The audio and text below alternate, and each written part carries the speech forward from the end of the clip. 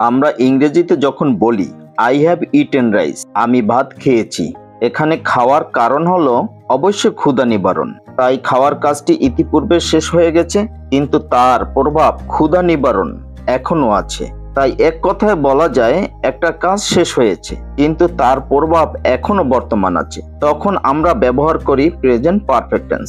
আজকে আমরা সহজভাবে এই টেন্স শিখব নিয়ম ও উদাহরণ সহ। চলুন প্রেজেন্ট পারফেক্ট টেন্স সম্পর্কে ধারণা নেওয়া যাক। এই টেন্স মূলত অতীতের কাজ আর বর্তমানের ফলাফলের মধ্যে সেতুবন্ধন তৈরি করে, অর্থাৎ কাজটা হয়তো আগে হয়েছে কিন্তু তার প্রভাব এখনো টিকে আছে। যেমন I have completed my homework, আমি আমার বাড়ির কাজ শেষ করেছি। এখানে আমি আমার বাড়ির কাজ শেষ করেছি কিন্তু বাড়ির কাজটা যে সেটা কিন্তু বর্তমান আছে, সুতরাং এটা প্রেজেন্ট পারফেক্ট টেন্স। আর প্রেজেন্ট পারফেক্ট টেন্সের ক্ষেত্রে এর গঠন প্রণালী হবে প্রথমে সাবজেক্ট, তারপরে হ্যাভ অথবা হ্যাজ, তারপরে মূল ভার্বের পাস্ট পার্টিসিপেল, আমরা সংক্ষেপে V3ও বলতে পারি।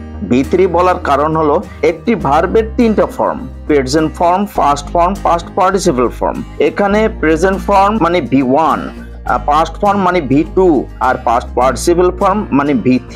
এটা সংক্ষেপের জন্য আমরা ব্যবহার করে থাকি। আরো একটি উদাহরণ দেওয়া যাক। She has lost my pen, সে আমার কলম হারিয়ে ফেলেছে।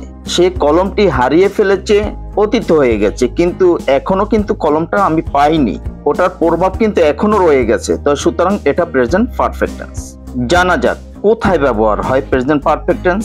1 নম্বরে অভিজ্ঞতা বোঝাতে, আমরা জীবনে যা করেছি বা অভিজ্ঞতা হিসেবে যা হয়েছে তা বোঝাতে প্রেজেন্ট পারফেক্ট টেন্স ব্যবহৃত হয়। যেমন I have visited Dhaka many Times, আমি বহুবার ঢাকা গিয়েছি। এখানে আমি বহুবার ঢাকা গিয়েছি এটা কিন্তু আমার অভিজ্ঞতা হয়েছে, সেক্ষেত্রে এটা হবে প্রেজেন্ট পারফেক্ট টেন্স।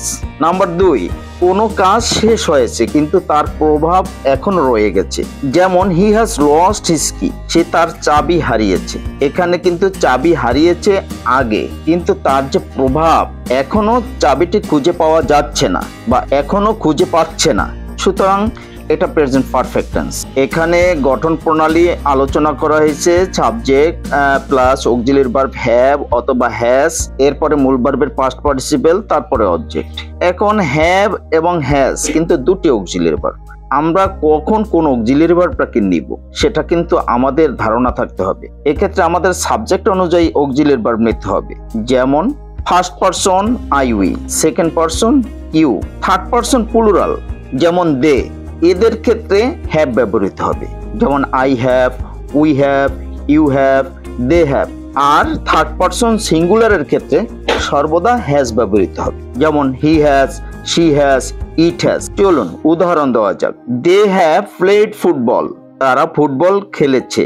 এখানে কিন্তু দে থার্ড পারসন প্লুরাল, এরপরে হ্যাভ বসছে।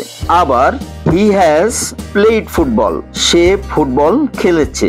এখানে কিন্তু he third person singular number, যার কারণে হি এর পরে হ্যাজ বসেছে। এই সেন্টেন্স কিন্তু নেগেটিভও করা যায় আবার ইন্টারগেটিভও করা যায়।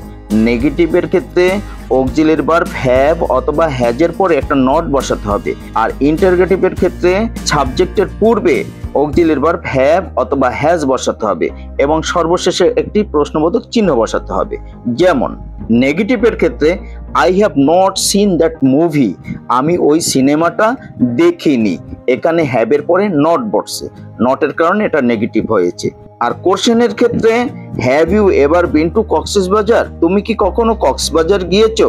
এখানে কিন্তু হ্যাভ ইউ সাবজেক্টের আগে বসছে, যেহেতু এটা interrogative sentence.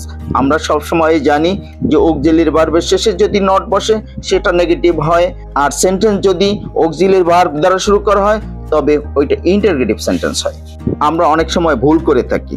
I have went there, এই সেন্টেন্সটা ভুল হবে, কারণ আই এর পরে হ্যাভ বসছে ঠিকই, কিন্তু হ্যাভ এর পরে মূল ভার্বের V3 হবে, মানে পাস্ট পার্টিসিপল হবে। এখানে ওয়েন্ট দেওয়া হয়েছে, ওয়েন্ট কিন্তু পাস্ট টেন্স কিন্তু হবে পাস্ট পার্টিসিপল। আমরা জানি প্রেজেন্ট ফর্মে গো, পাস্ট ফর্মে ওয়েন্ট, পাস্ট পার্টিসিপলে গান, এখানে গান হবে পাস্ট পার্টিসিপল মানে V3। She have completed the task, এই সেন্টেন্সটা ভুল হয়েছে, কারণ শি এর পরে কিন্তু কখনো হ্যাভ হবে না, কারণ she third person singular number, third person singular নাম্বারের পরে সর্বদা হ্যাজ ব্যবহৃত হবে। তাহলে সঠিক উত্তর হবে she has completed the task, সে কাজটি সম্পন্ন করেছে। প্রিয় বন্ধুরা, অনেক সময় আমরা পাস্ট ইনডিফিনিট আর প্রেজেন্ট পারফেক্ট গুলিয়ে ফেলি।